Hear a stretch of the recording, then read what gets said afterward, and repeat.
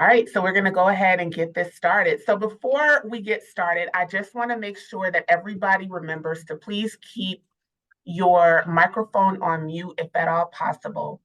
Please ensure that you do that because we are recording, and this recording will be uploaded to our Office of Contract Compliance YouTube page, which is a medium or platform for you to have access on demand to any of the trainings, any of the webinars, the meetings, anything that we have that the Office of Contract Compliance hosts, you have access to that. And so this will be placed on that platform probably by the end of the day today. If not, yeah, definitely by the end of the day today, because we have an outreach event that we have to go to tomorrow. So I won't be in the office. So we will have it uploaded tomorrow at the end of the day today for you. The final thing that I want to say is we will have a Q&A towards the end of this. So if you do have any questions and you don't want to openly ask the question, because you will have the ability to come off of mute and ask your question. But if you don't want to do that, feel free to go ahead and drop your question in the chat. And I'm trying to look in the chat and see if I have anybody here from my office. Ariana, all right, are you available to just like keep an eye out on the chat and make sure that if there are any questions that we have those asked, please? Thank you. Okay.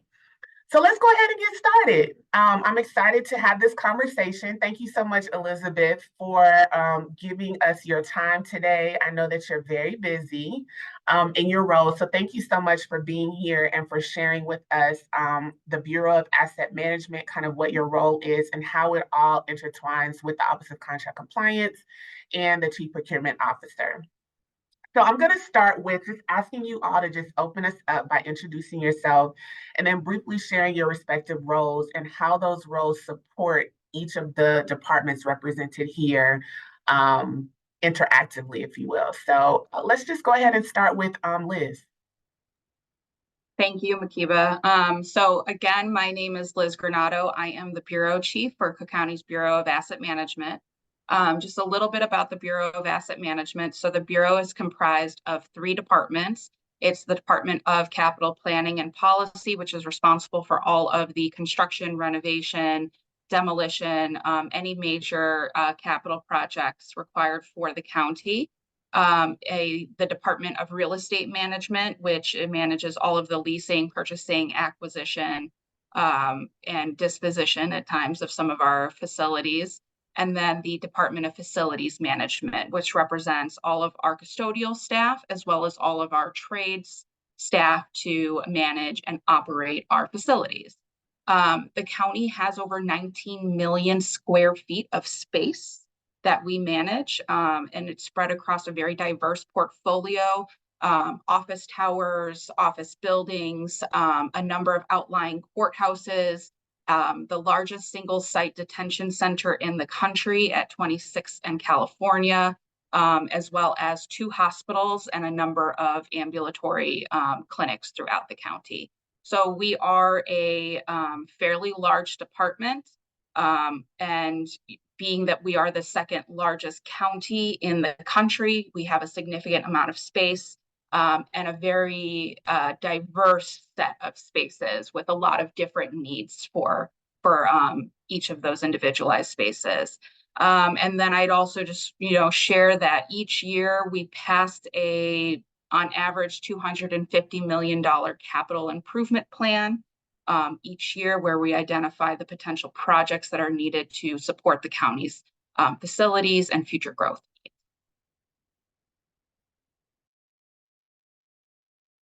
Thank you. So let's go over to Raffi and then Nicole. Thank you, Dr. Butler, and good morning, everybody. My name is Raffi Sarafian, and I am the Chief Procurement Officer at Cook County. And I am the Office of the Chief Procurement Officer is responsible for procuring all the goods, services, and construction necessary for the daily operation of Cook County.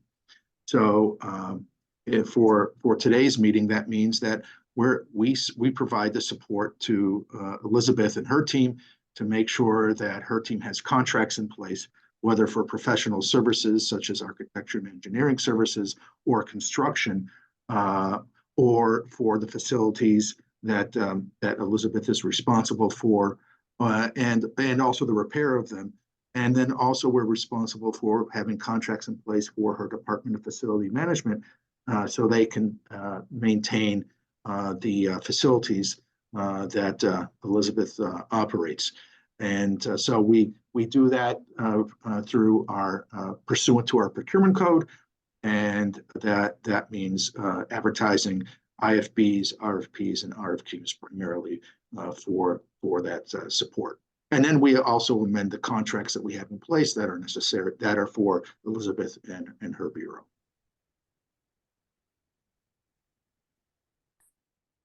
And I guess that leaves me. Good morning, everyone. My name is Nicole Mandeville, Director of the Office of Contract Compliance. My office is responsible for certifying minority-owned, women-owned, veteran-owned, and persons with disability-owned businesses for performing on contracts at Cook County government, even though that certification can also be used at the City of Chicago. And then my department is also responsible for determining if goals can be established on contracts that Cook County is letting. And we support the function of procurement by establishing goals pre-solicitation, and then at award, we review those contracts for compliance with the MWBE goal. And we support we support the Bureau of Asset Management by working with their department to help them monitor any contracts that they have for utilization of minority-owned and women-owned businesses and their performance on those particular contracts. Thank you, Nicole, Raffi, and Liz.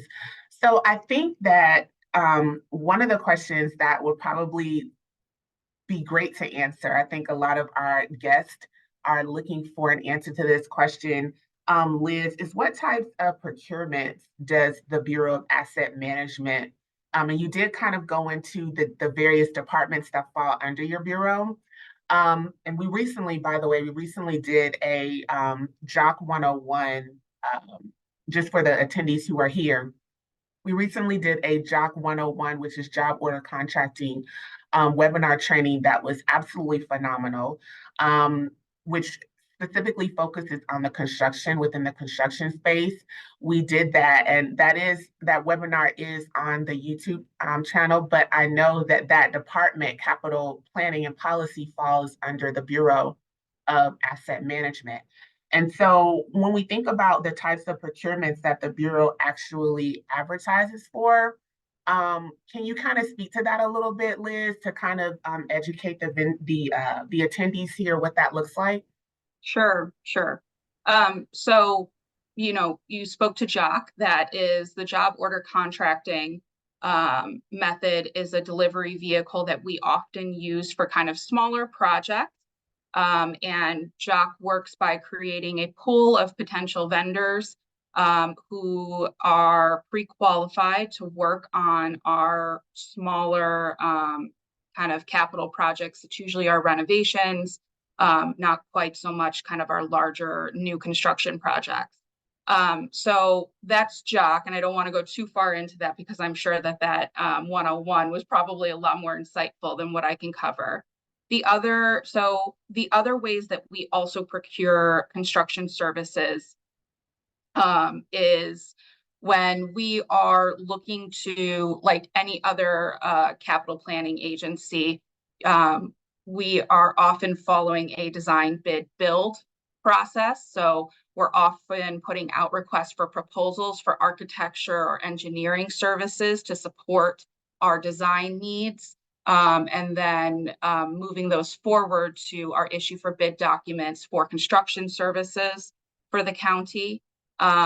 Many of our projects, we are hoping to find ways to bring our GCs on earlier to be more engaged in the design process. So you'll often see the Bureau putting out a request for proposal for construction management at risk services. So that is often a delivery method that we will utilize in our department as well.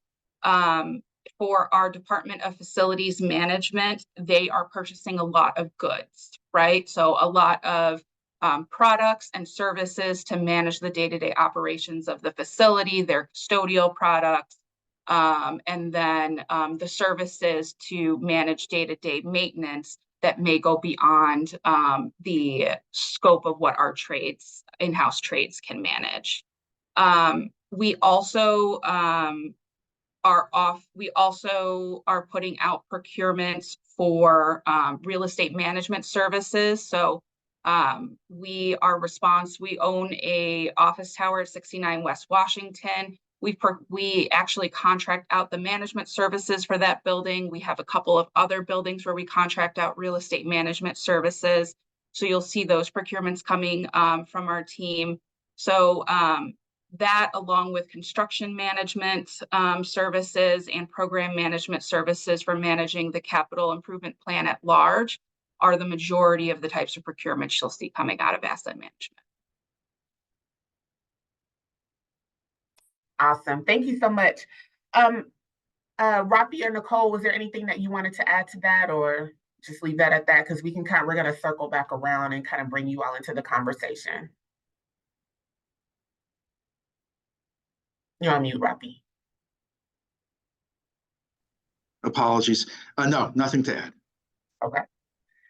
All right. So back to Liz. So given what you just laid out for us in terms of the type of procurements that you all would typically advertise, have there been any challenges finding vendors for those types of procurement advertisements? And then along with that question, as a manager of contracts, and I know you sit at the helm, so I know I'm kind of asking you questions that might have you thinking like in the weeds of everything. But as much as you possibly can provide, have there been any challenges finding vendors? And then as with your department being a manager of contracts and the department specifically, have there been challenges with vendors as a whole? And the reason that I'm asking you this question is because I think with you being able to communicate that yes or no, there has or has not been issues with finding vendors, it kind of gives our attendees, who are likely to be vendors themselves, primes or subs in whatever capacity, insight into figuring out how they can better ready themselves or have built capacity or build whatever they need to build to prepare them for those types of contracts. So that's the reason behind me asking you this question. Yeah, absolutely. I will say that there are times where we may struggle with finding vendors for some of our services or receive less submittals for a proposal or bid than we would ideally prefer. One thing that I think sometimes gets lost in the conversation around procuring contracts and services for BAM is that because we do so much work with the hospital, we also procure some of our contracts through Cook County Health. So if you are seeking to do business with Cook County's Bureau of Asset Management, I recommend that you are not only looking at the Chief Procurement Officer's website for potential solicitation opportunities, but that you're also looking at Cook County Health for solicitation opportunities, because we may be procuring the same construction services for that client through Cook County Health. That's where we find that a lot of our vendors are not aware of those opportunities that are coming out through CCH. And then the other thing that, I think I would highlight, and I wouldn't say that this is a problem, but really a point of information that I want everyone to know. Just because a contract has been awarded for especially a large project, that doesn't mean that there aren't still subcontracting opportunities within that contract. So, we are doing some very large scale projects, demolitions, larger construction projects. And I think everyone in the vendor community knows there are a significant amount of subcontracting opportunities under those contracts. And I think it's really important that you are able to network with the primes on those contracts, make sure they're aware of what services you may be able to offer, especially those vendors who are MBE or WBE certified, because we do have goals on all of our contracts. So it's very important for the primes who may not be MBE or WBE to be able to partner and subcontract with those certified firms. So, I really would encourage everyone in the vendor community that just if you see something is awarded, that doesn't mean that the opportunity to connect with the person who's been awarded that contract and maybe discuss potential subcontracting opportunities is gone. And so, yeah, those are the two things I would highlight. And then in terms of challenges in working with our vendors, I think this is probably a two-way discussion. Sometimes government can be slow. The bureaucracy of government can be slow. I think we can all admit that. So, that can be a challenge that we are imposing upon our potential vendors. From when we are bringing a contract to board to when we actually start mobilizing work can be a long time. And there are a number of reasons for that. And I know that that can be challenging and difficult, especially for a smaller firm who may not be able to kind of plan their resources out in a way where they can wait for a contract to begin. So that's a two-way street that we need to work on improving in the Bureau of Asset Management. I would say, when it comes to questions of payment and moving that forward, certainly we'd love to make sure that our vendors are as educated as possible before they take on a contract, understanding all of the logistics of, submitting invoices and managing and working with our financial systems in the county. So that's an important, I think, point of education when you're going to take on a county contract.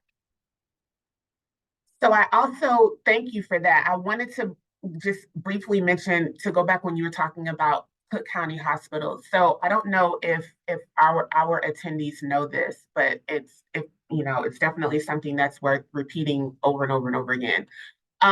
So the hospital procures they advertise their own procurements. And so just like Raffi is the CPO for Cook County Health and Hospitals has a CPO as well. And so I am working very hard. I'm trying to connect with the powers that be over there to actually have on my radar a webinar training similar to the one that we do on doing business with Cook County, on doing business with Cook County Health and Hospitals. So stay tuned.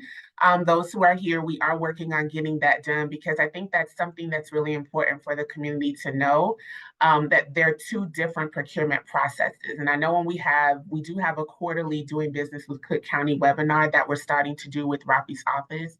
And the next one is going to be April the 16th virtually.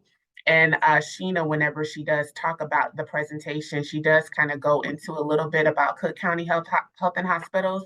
But I think it's important to understand that with what Liz was talking about, the hospital does have their own procurements. And so you do, regardless of it all, you do want to make sure that you're registered in their database and you are connecting with them in that way as well. So I do want to go ahead and pause for a minute to answer some questions that are in the chat. Let me see. How do subcontractors get the sub bids with the primes? How do subcontractors get the sub bids with the primes? Anybody want to answer that? Raffi, do you want to take a stab at that one, and then I can fill in kind of, as the project progresses? And Dr. Butler, can you please repeat the question? Absolutely. All right, can you put that question back up for me? Sorry.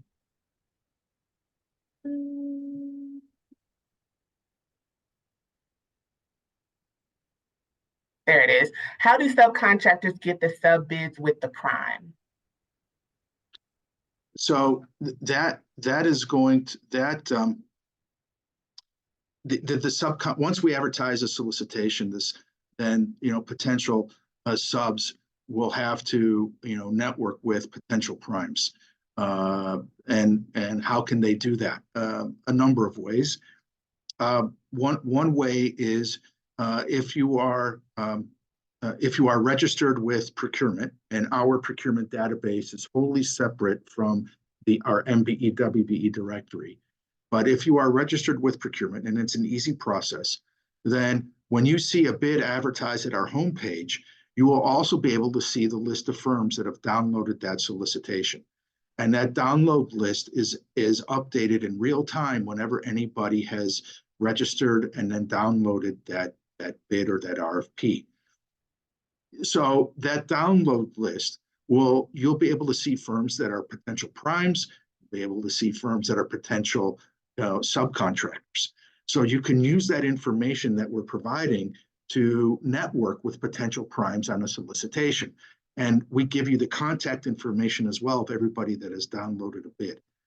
The other thing to do is if there is a pre-submittal conference that is announced when we advertise a bid or an RFP, we highly encourage you to attend that pre-submittal conference, because that's another networking opportunity for that particular bid or RFP. And it's another way for you to identify potential primes, and it's another way for you to then network with them for that particular solicitation. So those are two ways, those are two ways that we encourage and try to promote that networking that is crucial for each particular RFP and bid that we advertise. Thanks, Raffi. I'm also going to follow behind you and say that we are hosting a subcontracting 101 training webinar on March the 12th. The Office of Contract Compliance is going to be putting that webinar training on, and Raffi's office is also participating with us on that. And so the registration is going to open for that this week. And so if you're interested in learning more about just the whole subcontracting game, like everything subcontracting, you want to register for that webinar training. We're going to be talking about a lot of various nuances that kind of relates itself to subcontractors kind of building themselves and getting themselves ready for that, and actually answering that question that was just posed. So just wanted to put that out there. Liz, did you want to say anything to that one? No, I think I will. The one thing I will add is, we do also try to have some of those networking sessions with the primes after, if a prime has been selected and there are still subcontracting opportunities. There are times on larger projects where we'll have opportunities for networking closer to the community where we're doing work. We want to make sure that we're removing barriers for some of our local businesses in the communities where we may have a project, so that they can network with the prime as well. And usually that information is going to be pushed out again through the prime who has that contract. So again, that's why it's important to see who has downloaded it, but also then once the award has been made, see who's been awarded that contract as well. Okay. And then one question that I don't think we have answered yet, and if we have, I apologize. What is the difference between an RFP and IFB, and which one is awarded sooner? Also, what is the approximate decision turnaround time for each? Dr. Butler, I can take that. And just to let everybody know, I did put an answer in the chat. So if you miss anything I'm saying, my answer's in the chat. But regarding the differences between the two, for an IFB, the basis, and the difference between the two is the basis of award. So for an IFB, the basis of award is to the lowest responsible and responsive bidder. So in other words, price is the primary but not the sole determining factor in the award of the contract. In an RFP, the basis of award is to the responsive and responsible proposer whose proposal is scored the highest by the evaluation committee based upon the evaluation criteria that we included in the advertised RFP. The IFB is inherently a quicker process because in an IFB, the IFB itself is the contract. There is no contract negotiation in an IFB.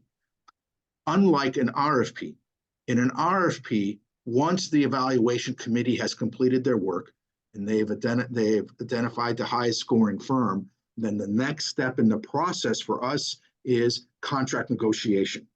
And how long that can take, it varies, because firms sometimes, proposers will take exceptions to our boilerplate. We have to finalize negotiation on the statement of work and cost as well. So it's a longer process. So again, the big difference between the two is the basis of award.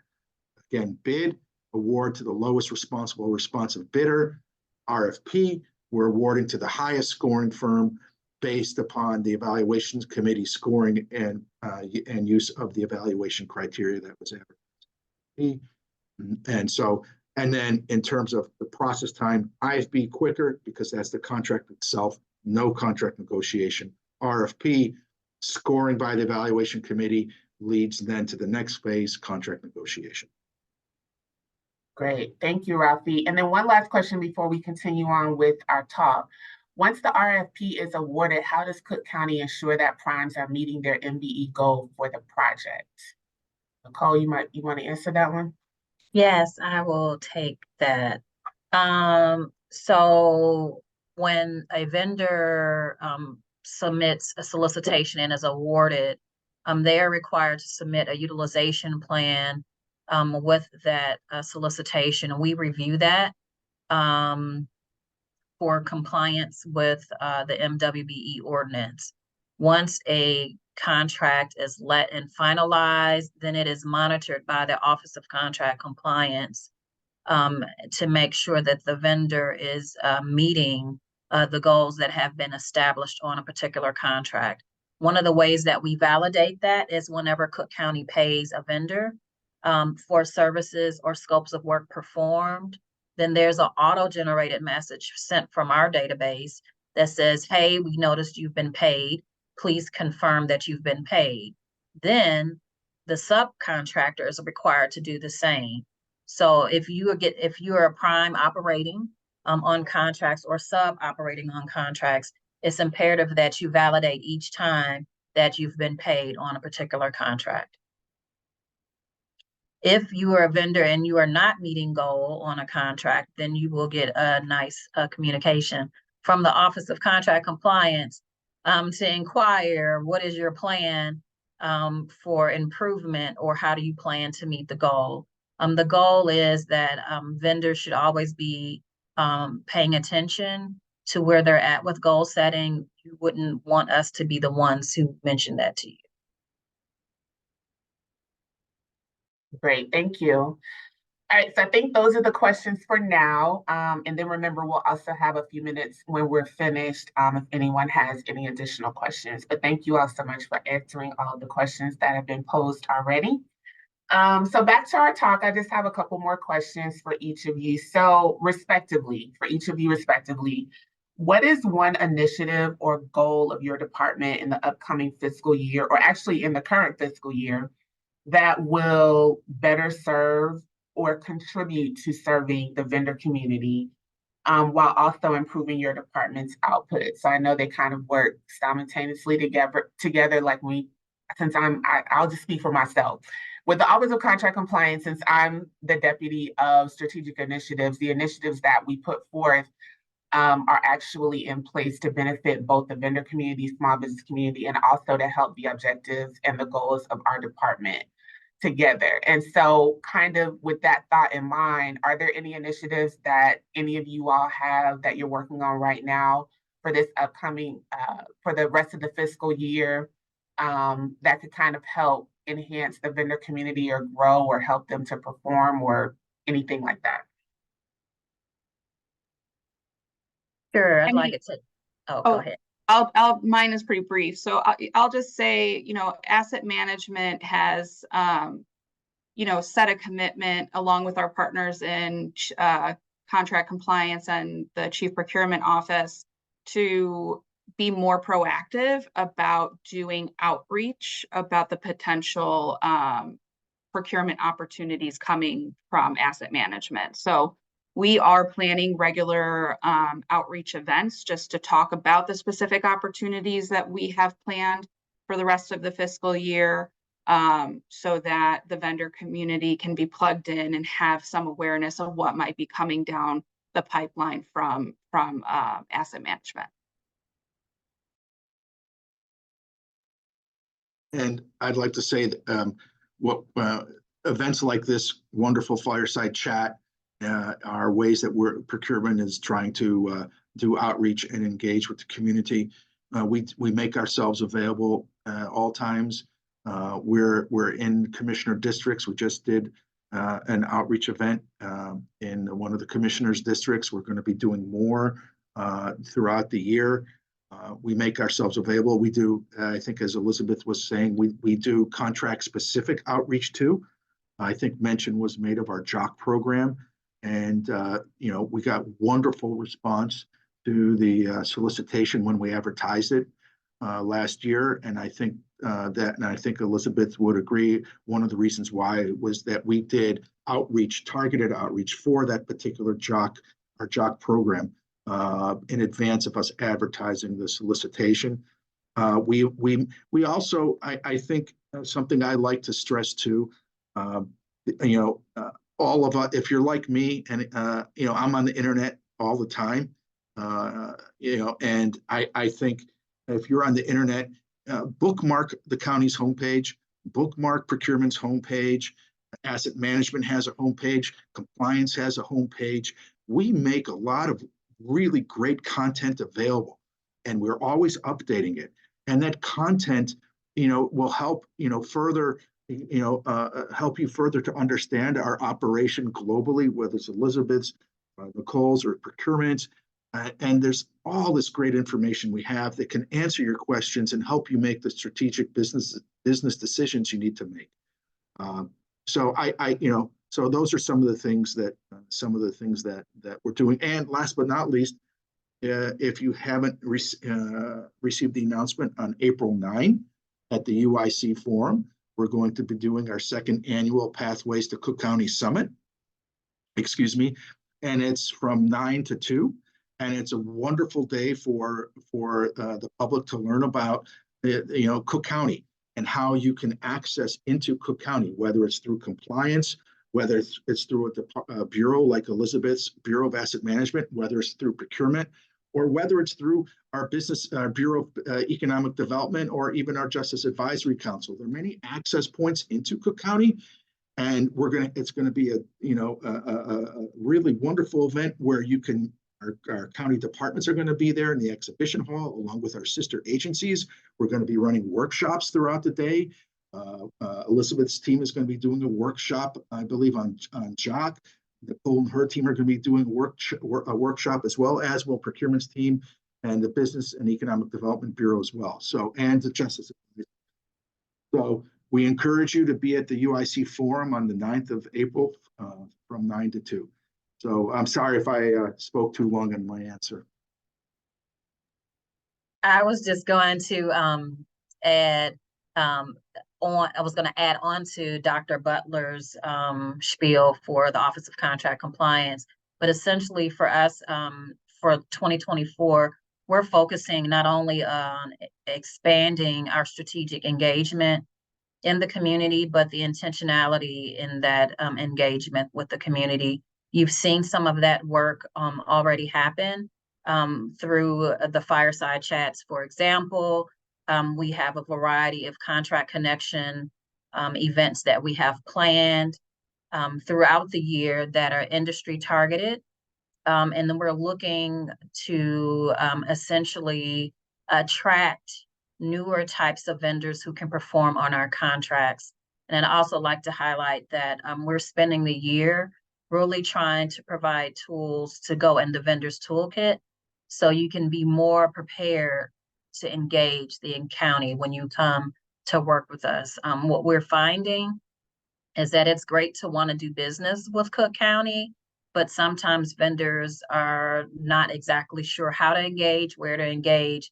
And so this is some of the intentionality that we're spending the better of our year doing, making sure that you know where to go, who to connect with, and how to connect.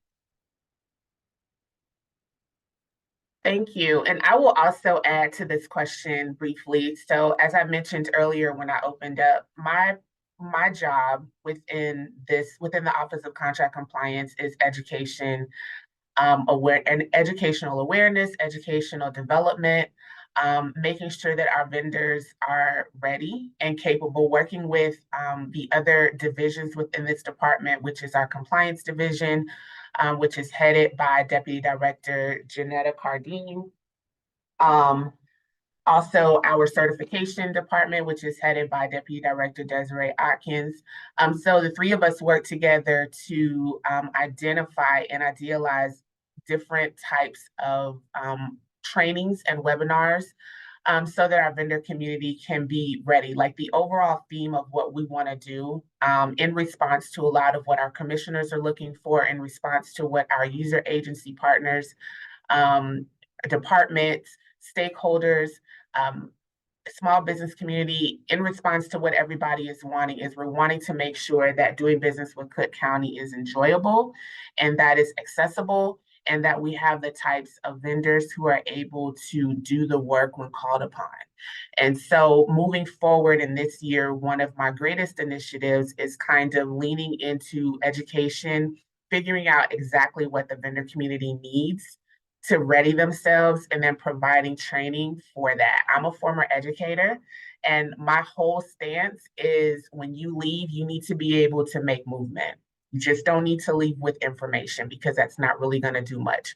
Knowledge is only power when activated. And if you don't have the tools to activate the knowledge, then it's not doing you any good. And so what we want to do is we want to make sure that we're arming you with what you need to actually be ready and capable, and in a capacity, capability statements, all these different things, so that when a prime contractor reaches out or when a procurement is advertised, you're actually ready to respond.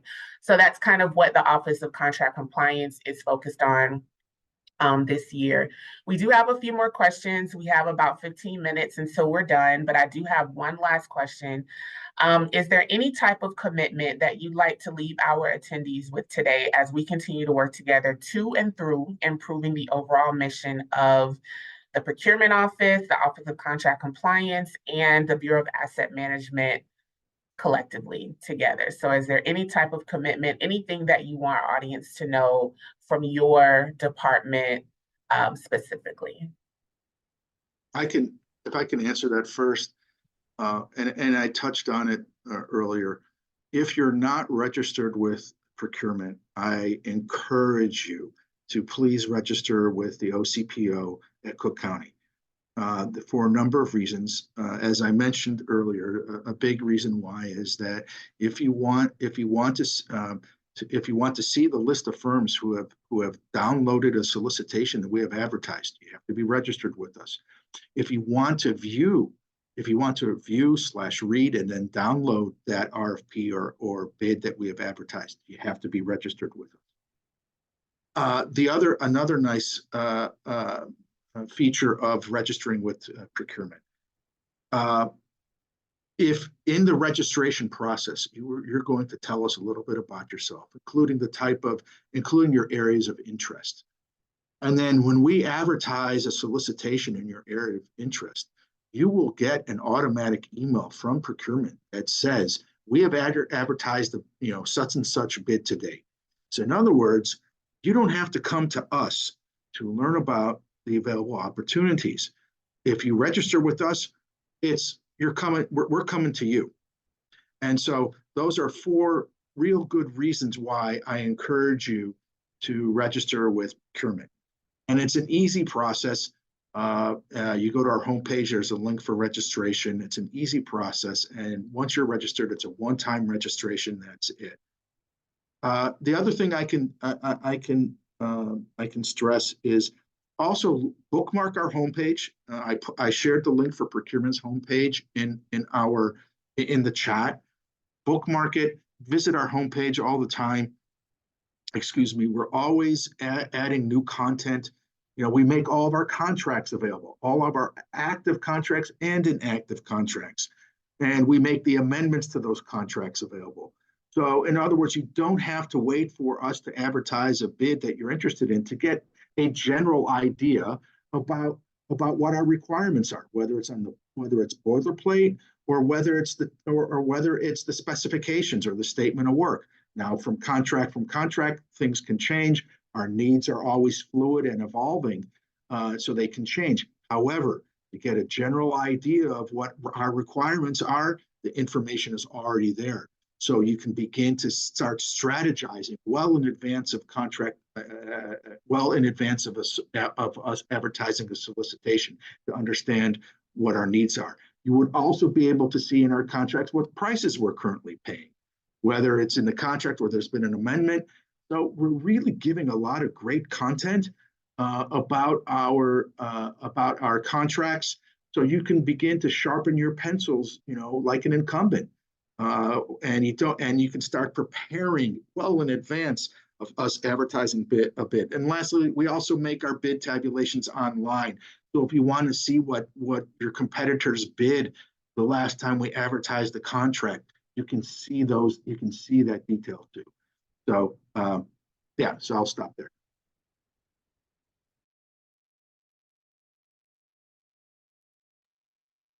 So I'll just add that, a big goal for our bureau is we are seeking to move more of our projects through the design process with the goal of getting more of our projects into active construction.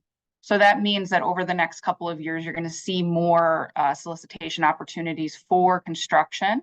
And to that point, I think everything that Raffi just said about bookmarking their website, signing up for their list, identifying the areas of interest that you have for potential solicitation opportunities, that's really important.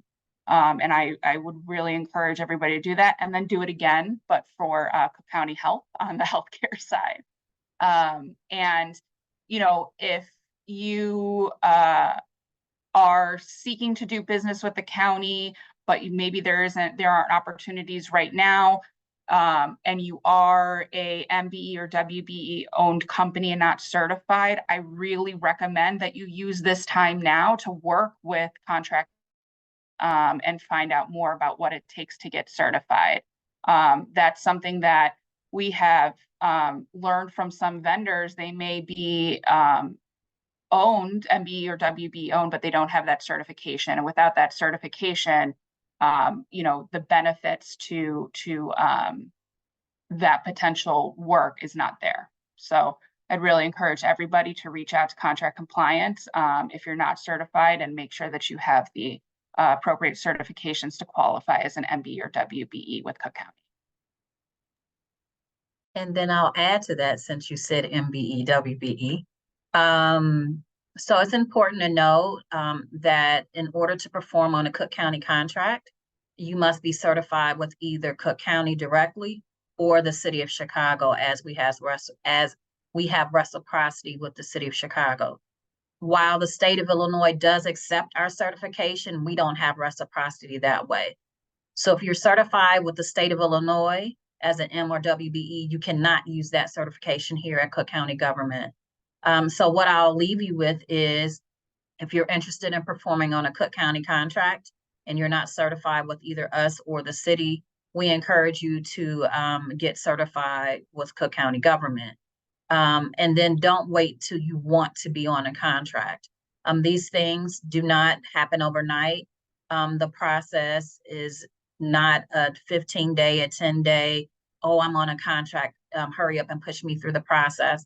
It doesn't work like that. There's a lot of paperwork that goes into being certified as an M and WBE. On a good day, when all your paperwork is in working order and nobody has questions, that could possibly happen in 90 days, but more often than not, it does not. It usually takes you about 120 days to get through the process, because in most instances, there's information that's missing. So I will say that if you're interested in becoming certified, get familiar with our program, our spreadsheet, not our spreadsheet, but our application checklist for M and W do reside on our website to let you know what our program requirements are. If you feel like you want to be certified and you're not exactly sure how to start, then I suggest that you work with a small business development center, a procurement technical assistance center, or even your local chamber of commerce or community development center, where you can get some business coaching and advising to help you with that process so that you're 100% prepared when it's time to come submit your paperwork with our office. And I think I was in the chat. I saw a couple of questions. I did want to highlight that Cook County government does have an aspirational goal across professional services, goods and services, and construction. Again, I'm going to say people have a tendency to think that these are quotas and automatic. They are not. They are aspirational goals. So Cook County aspires to spend 25% MBE, 10% WBE on goods and services. We aspire to spend 24% MBE, 10% WBE on construction, and then again 25 and 10 on our professional services. Again, these are aspirational. It does require that we have 3 or more vendors certified in those scopes of work in a particular category to determine a goal on a contract. Goal setting is not automatic. Anything that we put a goal on automatically is considered a quota and will be struck down by a court of law. So that was me with my propeller on really quickly. But we encourage you to visit our website.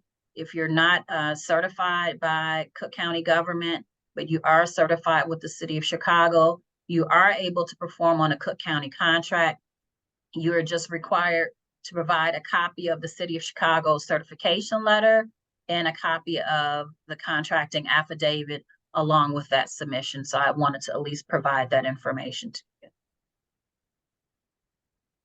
Great, thank you. Very, very, very informational. Thank you so much, you all. So I'm gonna open it up now. We have about 6 minutes.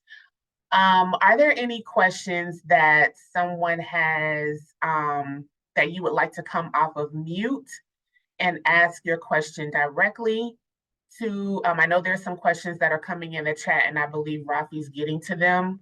But is there anyone that has a question directly that they would like to ask? I definitely want to give space and time for that. Hi, Dr. McCabe. I had a question. I'm Asha from Agile End-to-End. So I was just curious to know if vendors are expected to, or if the subcontractors, we are an MBE, are we entitled to get a copy of the executed contract from the prime? This is Raffi. Yes, but as I said earlier, we also make the contracts available at our homepage. So you can approach your prime, and if for whatever reason the prime is not giving you a copy of the contract, you can go to our procurement homepage. I put the link in the chat, and you can access the contract 24/7, 365. And download it and have it on your computer. Beautiful. Thank you so much. You're welcome. Thank you, Asha. Are there any other questions?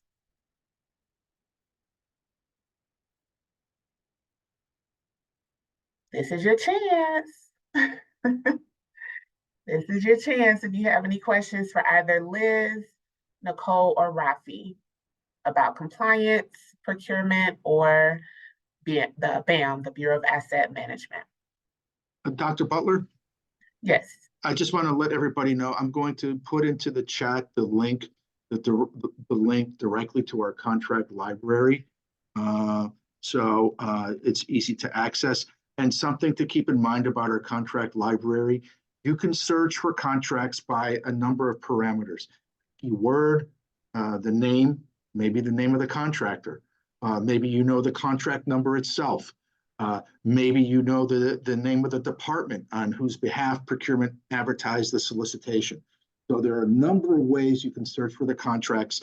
And keep in mind, we also include not just the contract itself, but any amendment we make to the contract. So there's a lot of great information there. Great, thank you, Raffi. There is one question that I see here. I'm not sure how much we'll be able to answer it, but I definitely will pose it. Once a contract is awarded, how soon is the first payment dispersed and what is required to submit the invoice? Also, how are payments dispersed?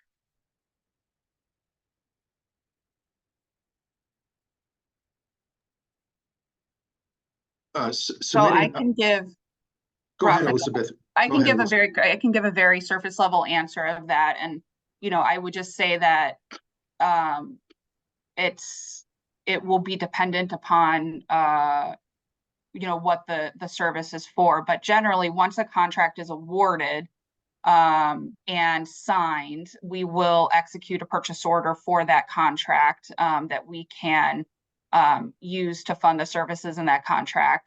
It's incumbent upon the vendor to submit the invoice or pay application to us. So generally, the prime will submit the invoice or pay application to the county or the Bureau of Asset Management.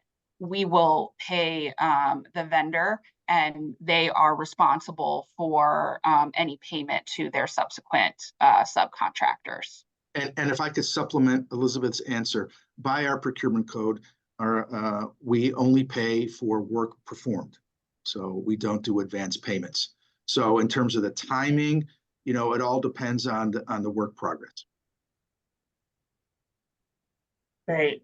I knew that answer was nuanced. It's a nuanced answer. All right, so I think that's it. I think that's all the questions that we have. I don't think there are any other questions. I am going to, as I mentioned earlier, this we have one question. She got it in the nick of time. What is the time you will pay a subcontractor after receiving? Oh, I think she just answered that, Ms. Flores, the best that could be answered. It just depends, right, Raffi? Well, but the nuance there, there's nuance. We do have it in the code, correct, Raffi? Yes, and also the way the question is phrased, we do not pay subs. We pay the primes. So that's another nuance too. Good catch. Yep. But I want to add here though that the prime is required to pay a sub within a certain amount of time after payment from Cook County. So if Cook County has paid paid the prime is obligated to pay a sub within a certain time frame. I don't have that time frame off the top of my head, but I do believe it's got to be within 30 days. I think it may be 15. I'm not sure. I think it's 15, Nicole. Mm-hmm. So yes, a sub is required to be paid by the prime in a certain time frame. The one thing that I'll add to that is if you're a sub that is waiting to be paid or you have been paid by the prime, make sure that you are confirming that you've been paid as well. That is really key in helping us in our office in contract compliance, helping to monitor the contract to make sure that the prime is indeed performing within the realm of the contract and the subcontractors are being paid timely.